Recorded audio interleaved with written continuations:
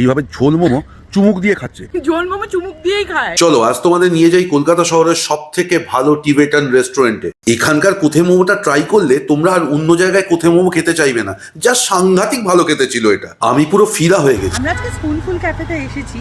আমার তো এটা দেখেই জিভ একদম মনে হচ্ছে লাফালাফি করছে। শীতের শেষ, সেই সময় তুমি এক প্লেট এরকম ঝোল মোমো নিয়ে।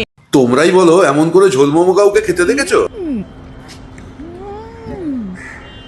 খাবার দাবার তো ভালো ছিলই, তার সঙ্গে স্পুনফুল ক্যাফের এই অ্যাম্বিয়েন্সটাও তোমাদের মুগ্ধ করতে বাধ্য। থুকপাটা নিয়ে বসে পড়লি? হ্যাঁ, আমি তো আজকে ফাস্টিং করেছিলাম সারাদিন, এই বিকেল থেকে খাচ্ছি। ঠিক আছে, স্পুনটা ডোবাবে স্পুনফুল ক্যাফে, এবার তারপর মুখের মধ্যে তারপর যা খেতে পাগলা যদি না হয়েছো, এত ভালো খেতে ভাই। ও এখন থুকপাটাকে নিজে আক্রমণ করেছিস? অনেক কষ্ট করে তোর থেকে কেড়ে নিয়েছি, এই থুকপাটা অবশ্যই ট্রাই করবে, না ট্রাই করলে জীবন শেষ।